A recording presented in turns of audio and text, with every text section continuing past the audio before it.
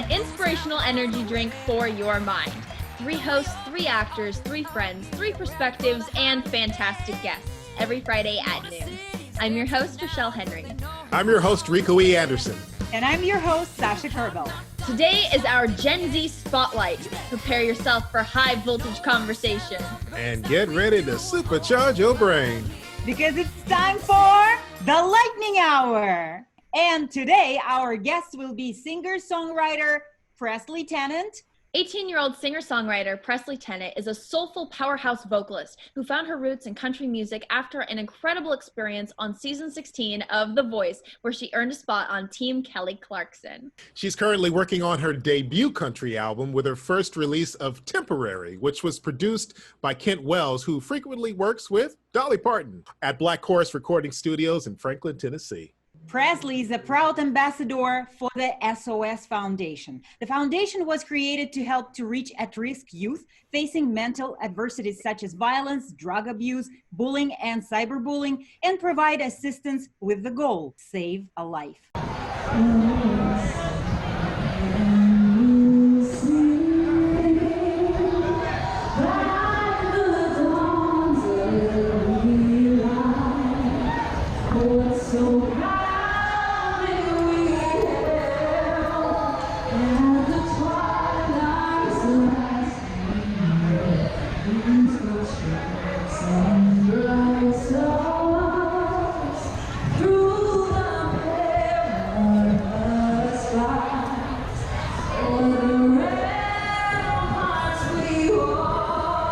Hey.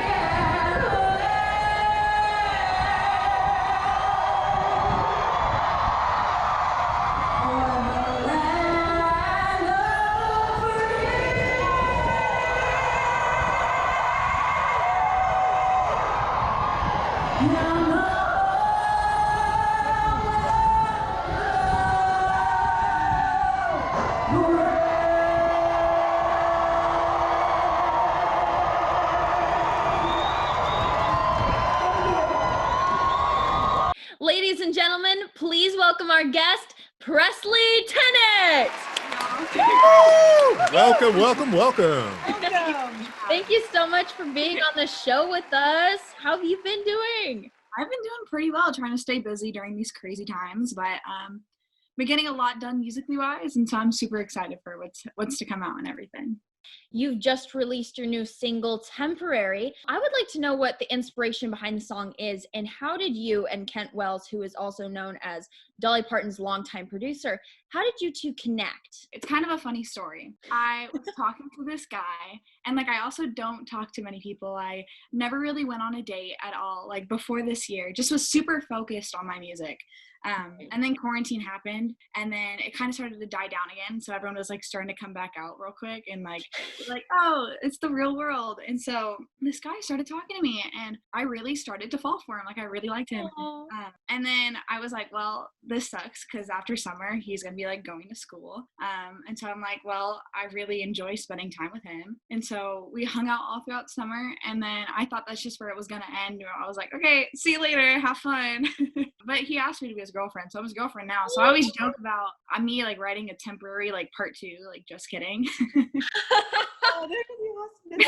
Hey, why not? Yeah, exactly. So that was kind of the inspiration of the song, and I think it's really cool. It's kind of an inside joke between him and I now. But working with Kent as well, he really helped me bring the song to life. I wrote with Liz Ann Hill, phenomenal songwriter, and it's really funny because I'm from a small town, and so she had horses out here in my town, which is so rare, because it's a small town. No one really knows about it. No, but it was really awesome because we were able to really put the story together and watch it come to life through song and really give the narrative of everything that was happening in my life.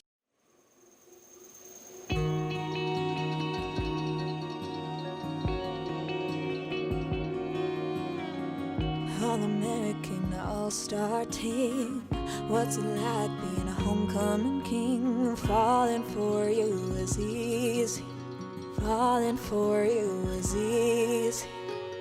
Got your Chevy parked in my drive. I climb up into the passenger side. Falling for you is easy. Boy, let's see where the night leads. No expectations, nowhere to be. Oh, to be 18 and 9. We both know where this is going. Racing head first to a long, slow kiss. Stay up all night to watch the sunrise. Sandal in your hair and salt on your lips. But seasons change and summer fades away. No, from the start, you could just stay, but I wouldn't trade these memories. Even if this is temporary.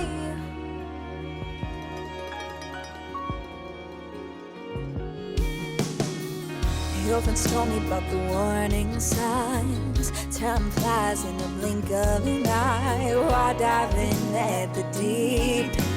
Try to swim but we're sinking. Guess it's too late to turn back now. We're just gonna have to figure it out. Wish falling for you wasn't so easy, 'cause you and I know you're leaving.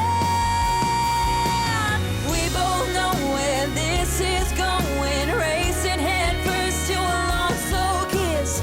Stay up all night to watch the sunrise. Sandal in your hair, salt on your lips. Seasons change and summer fades away. No, from the start, you couldn't stay, but I wouldn't trade these memories. Even if it's bittersweet, and even if it cuts me deep, yeah, nothing lasts forever. Guess it's for the better. Yeah, we both know where this is going. Racing head first to a long, slow kiss. Stay up all night to watch the sunrise. Sandal in your hair and salt on your lips. Seasons change and summer fades away. You're from the start that you couldn't stay, but I wouldn't trade these memories. Even if this is temporary.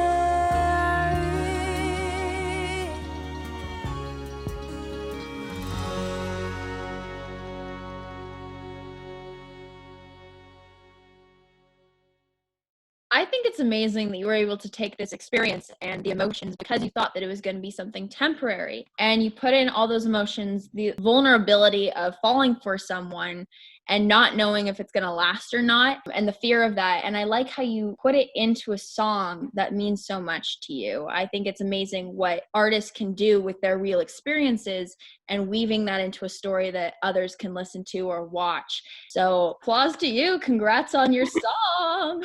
Thank you so much. Yeah, and on your relationship as well. Well, thank you.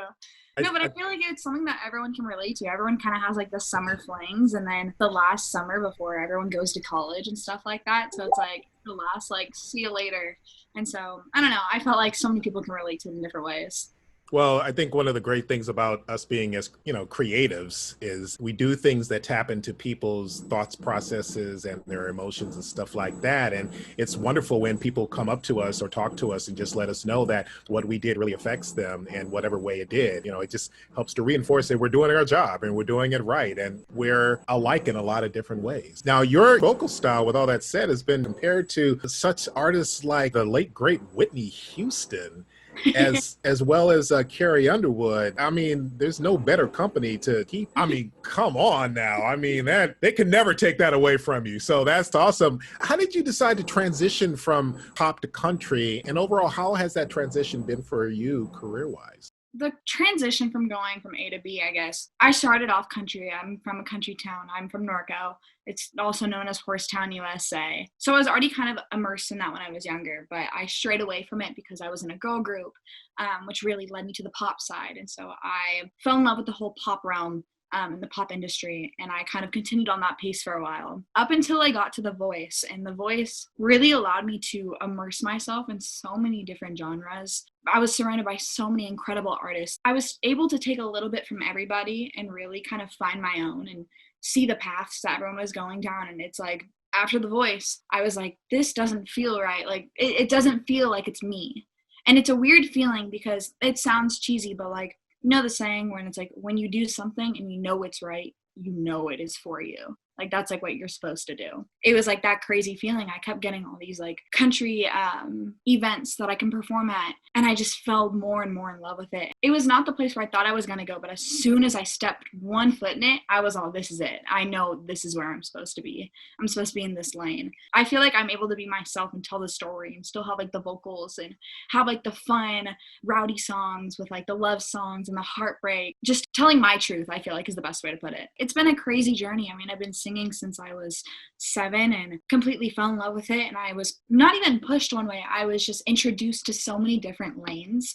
And I feel like you have to go through those different things to really figure out who you are. And I'm growing at the same time. And I was so young. Like, you're still figuring yourself out. I mean, I'm still figuring myself out. I'm 18 years old. I have so much more to grow, so much more to learn. Like, I'm just at the beginning right now. It's been such an incredible journey. I've met so many incredible people. And I've been told no so many times. I've been told yes, only a few too many. It's all a learning process. And I feel like that's what everyone needs to understand, especially if they're going into like this whole business. It's such a crazy realm. And so if you got to be prepared for anything. And in a moment's notice, anything can switch up. But as long as you feel like that this is the lane that you're supposed to be in, that's all that matters, because then you're able to tell your truth. But Because you no know one's what? going to believe it more than yourself. That's As long as you believe in yourself, everyone else will. Sorry. I just no, not at all. No, you're telling nothing but truths here, and that's important. You have nothing to apologize for. To me, it says you have to take risks. Mhm. And so if there's something that speaks to you so strongly, you got to do it. It's embedded in our creative blood. So you're so on the right track, and you're inspiring so many people from that attitude, people you may not even know that you're inspiring. And that's what's so beautiful about it. If we don't take risks in this business,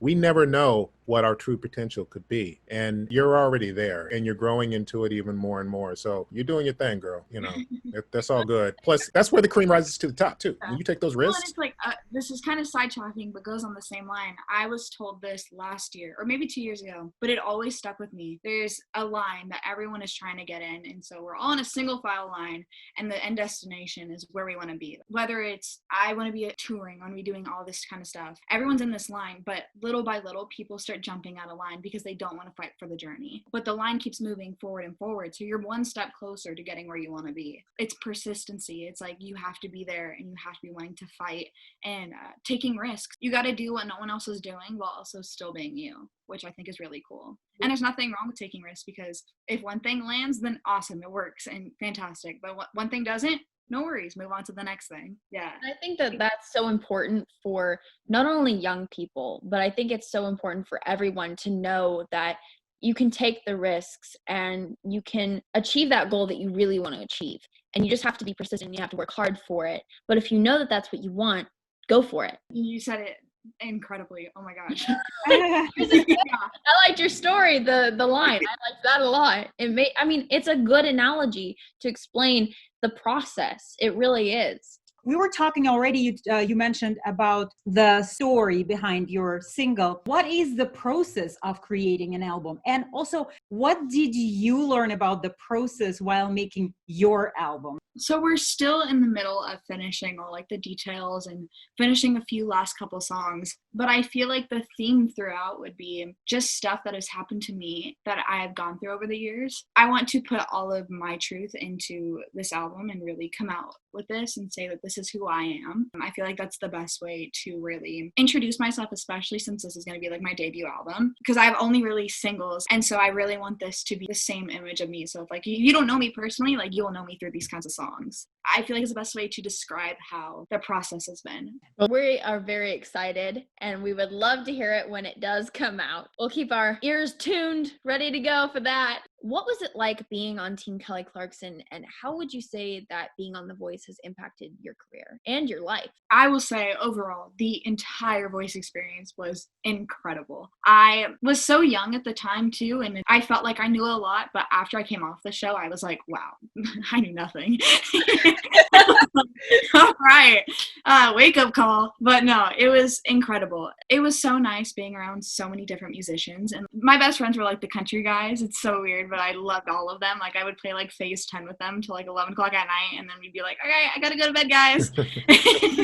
I don't know, they just really helped shape me like into that kind of style, which I was like, the people in country are so genuine and so humble, as well as in pop, don't get me wrong, but I just feel more at home with country. But being around all these musicians 24/7, I mean, jam sessions were happening every single night until the hotel security was like, hey, you guys gotta like shut it down, people are trying to sleep.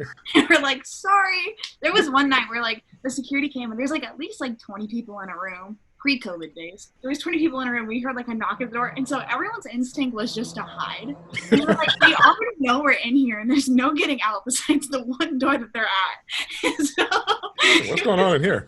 they're like, what? But it was just like things like that. It was so incredible. Kelly was amazing. She is the most genuine soul. She taught me so much. I am forever incredibly grateful for that experience with her. On my birthday, she invited me out to Vegas at her show. And so she invited me to sing with her. And then she sang me happy birthday on stage. Got me like a cake. I was like, this is crazy. Like 10-year-old, or like not even 10-year-old me, 7-year-old me is freaking out right now. It was so crazy. But there were so many different opportunities that also came from The Voice that I'm extremely grateful for. And that really opened my eyes. I mean, I wouldn't be here where I am today without The Voice. And so it is such a humbling experience. I like how it's had such an impact on where you're going now with your career and how many great relationships you made out of it. It wasn't just a career-changing experience. It also, you made friends and you got to learn from one of the biggest singers in the world. And so I think that that's just, it's an incredible experience. It's a pinch me kind of moment, you know? Oh, definitely. Kelly was my idol since I could ever remember. When I first started singing, she was my first concert ever. I did like a little talent show out in Temecula, which is like near my hometown, and I sang her song, and that was like the first ever audition that I ever did. So I sang her song Because of You. I sang that every single audition after that. And so it's like, and then she was my chair turn, and then I got to sing with her, and I was like, this is a full circle moment right now. I was like, I don't know, but I believe in the power of word. I manifested that since I was 7. Yeah. So I was like, I'll take it. Right. So cool. Testing everything else now. And so far, a lot of it has happened. So I'm like, I don't know. It's too good to be true right now. Piggybacking off what Rachelle said in terms of those pinch me moments, one of my biggest pieces of advice I give to people is never lose those moments. I don't care how big you are. I don't care how successful you are. I don't care what's going on. As long as this career is something that is what you want to do, always take those moments to really stop and really realize where you're at and what it took. I still pinch myself doing every single project. And I always make a point of taking a moment to actually smell the roses, as it were, and really acknowledge that. So keep having those pinch me moments. Don't ever let that fade away, because that's so important. Now, you've written a lot of songs, and with all that said, out of all those songs that you've written, performed, which one would you say you connect with the most? Every song that I've written to this point in this whole country realm, and I will say, I'll narrow it down, out of the ones that I've written and recorded that are coming out soon, their vibes are so different in that sense of like, one was like a super rowdy fun song, but it's like super badass and like power female energy. And I feel like that's so cool because, I don't know, when I was younger, those are the kinds of songs that like I always loved, and I was like, yes, I love it. I mean, I still am. I mean, in the pop realm, like Fall in Line, Demi Lovato, Christina Aguilera, Something Bad by Carrie Underwood and Miranda Lambert.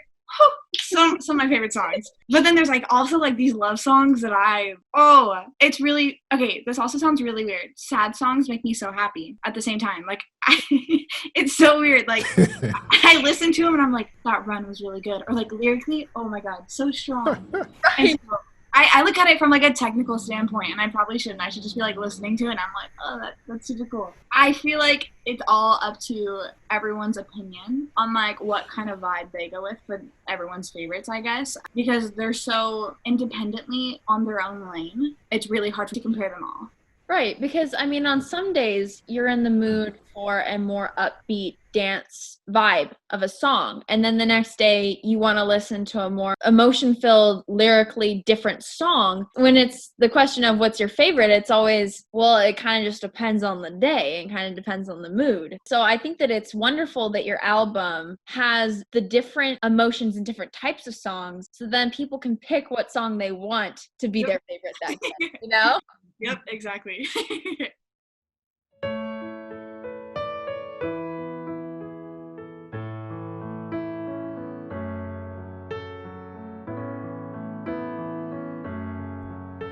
I heard there was this baby boy who's come to earth to bring us joy. I just wanna sing this song to you.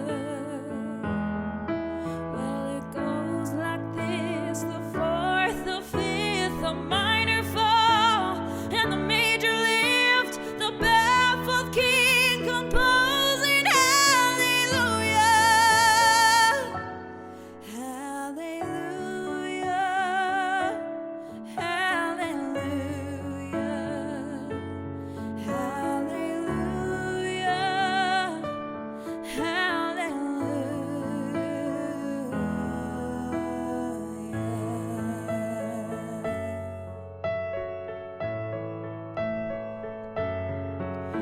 A couple came to Bethlehem, expecting child. They searched the inn to find a place for you. We're coming soon, yeah. There was no room for them to stay, so in a manger filled with hay, God's only son was born. Oh, hallelujah. Hallelujah, hallelujah, hallelujah, hallelujah.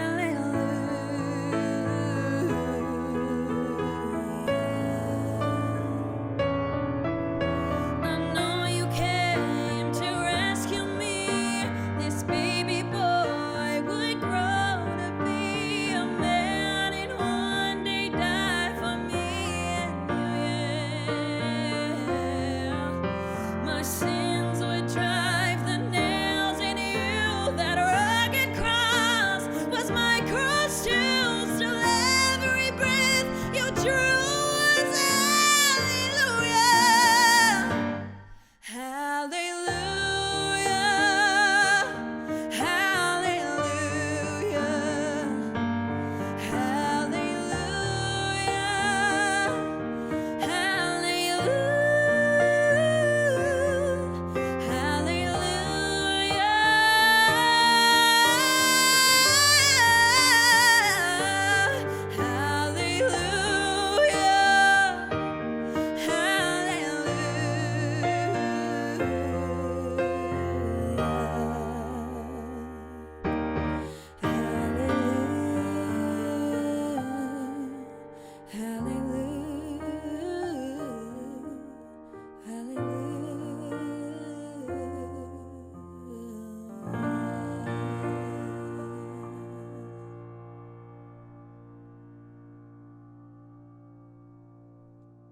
What is it like for you to perform on stage, especially compared to working in a recording studio? So the vibes and the feelings are so different between the two. But I will say my home is on stage. I feel the most comfortable and the most confident, and it's like I'm like stuck in the moment, like I lose track of time type of thing. It's a crazy feeling. And I'm normally like, on the inside, I'm normally like a really shy person. I've like grown to be a little more outspoken and stuff like that. But like on stage, I kind of lose all of that, and I'm really able to just hone in on myself and really just do what I love to do. But like in the studio, I'm also very hard on myself. So in the studio, I'm a perfectionist. I will go over the takes as many times as it needs to be done. I think my record for like just doing like one line is like 150 times, because I was like, I don't like it. I don't like it. And so like producers either hate me or love me. So it's like you take what you get. And I'm like, well, I was like, at least you're gonna get a good product, but it's gonna take a while to get there, because I'm just so nitpicky. I want everything to be perfect, especially if it's coming out under my name. And I want to make sure that it's at the best that it can be. I feel like that's what everyone does, especially like when you take pride in something, you want to make sure it's the best that it can. So the vibes are so different. And so it's like when I'm performing, I'm just kind of free. Like if I mess up, I'm like, oh, well, hopefully no one remembers, but moving on. Got to make this part even better so they forget that one. But yeah, so it's just things like that. But being on stage is definitely where my heart is. When did you discover your love for stage for the first time? When I first started singing, I was around 7, and there's this place called Rodrigo's, like a restaurant near our house, and like they have like Taco Tuesday, and they also have karaoke night, and so I was like always the first one up, and I was like, I'm gonna go sing Heartbreaker by Pat Benatar, and so I did that, and then like my school had a fair, and so I sang that again, and that's when I was like, I actually really like being on stage and performing for people, and I also like yelled a lot, and so like I knew I was just loud, and I was like, I don't know what to do with it, so I told my mom, and I was like, hey, like I want to start singing lessons, and she was like, okay, and so she's like, go find the lady, and so I went online, found this lady that would like come to my house. It was like Sarah's Music Lessons, free promo. She's still there right now. I don't know if she's still doing lessons, but hopefully she is. Started me off, love her. So I called her myself and I was like, hey, it's Presley. I want to take singing lessons. Call my mom back. And so like the lady called my mom was like, your daughter just called me yesterday. Mom was like, she did what? And I was like, yeah, I did that. So did a bunch of different recitals, and I knew that singing is like what I wanted. Whether it was just going to be singing throughout, just like for fun. But once I was in the girl group, I knew that this is like the path that I wanted to be on for the rest of my life. That is the real moment where I was like, this is what I want to do professionally when I'm older. I think that that's amazing that it's been such a long time love for you. And when you were talking about performing on stage and that it's home and that you feel really confident doing it, you can tell when you perform on stage, you are owning the stage and all eyes are on you. Whether you watch a clip from The Voice or whether you see you in person perform, which I've seen you perform live, you have such a power on stage. You really do. You command the stage and everyone is watching you because you have so much energy. Even if you're standing still for a moment, you still have this vibe, this energy that you can't miss it. It's there. So I think that it's amazing that you started so young having that and that it's just grown for you in terms of your love for it. It's been a crazy experience growing up, and I'm so grateful that I took the steps that I did because I wouldn't be doing the stuff that I'm doing now without it. So it's been an eye-opening experience, and I don't know. I feel like I'm saying the same thing, but like I feel like it also doesn't portray how grateful I truly am for everything that has happened in my life. We are very excited that we have singer-songwriter Presley Tennant with us today. Woo! You got a lot of things going on, and you're also an ambassador. You're an ambassador for the SOS Foundation. Talk to us about that. Tell us more about this organization, and why are you so passionate about this? So I'm an SOS ambassador, and basically SOS for Life Foundation. And the foundation was created to help those who are going through different things, such as bullying, peer pressure, cyberbullying, substance abuse, depression, anxiety, anything that you can really think of. The foundation was created for those who are going through it and need someone to talk to try to find their way out of this crazy dark time. I feel like everyone goes through some sorts of things like that in their life, whether it's on a little scale or a very, very heavy scale. I mean, we all struggle with different things. I feel like everyone does. This foundation was created for those that feel like they don't have a way out or don't have anyone to talk to.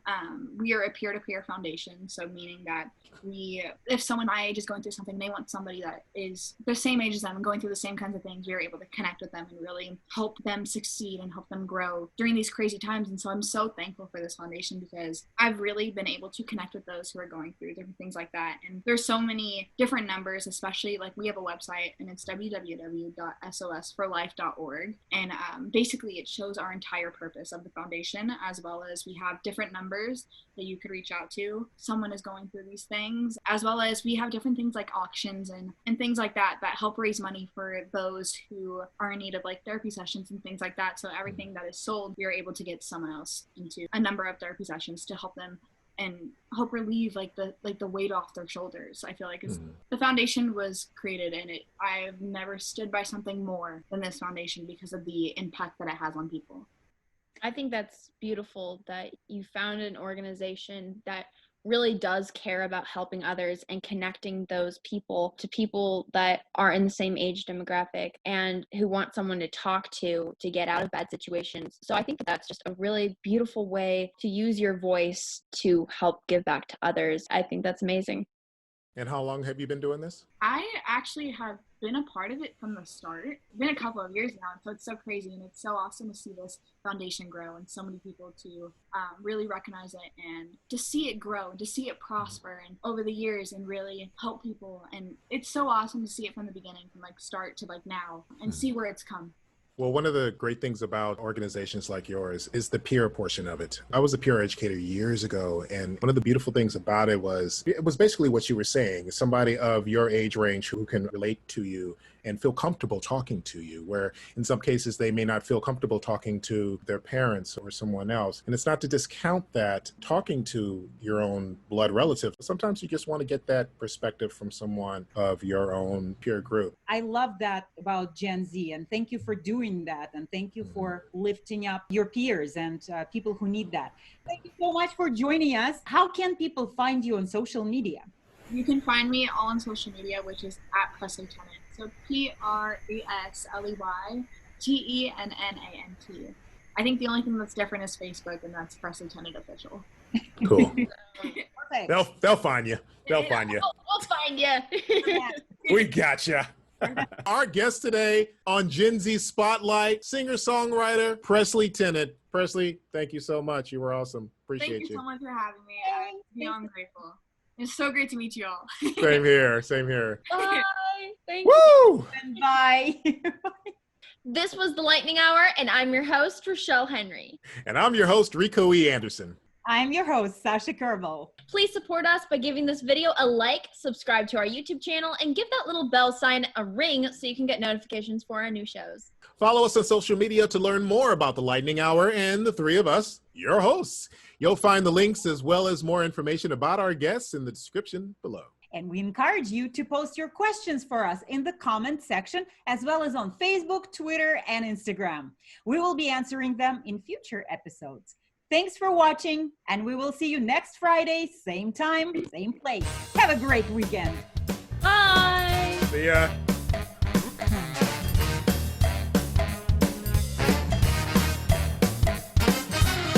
Guess what? It's Christmas time and they're rockin' in LA. Chi-town is chillin' now 'cause the blues have gone away. New York is all lit up, get ready for the holiday. Motor City's dancing now 'cause they know who's on the way. If you have not done your shopping yet, you better hurry. No one celebrates like we do over here in the States. Christmas time across the USA. Peace, love, joy, and laughter. Bells will ring, oh, ring-a-ling-a-ding-dong. Dallas, Frisco, Boston, Honolulu. Ba-da.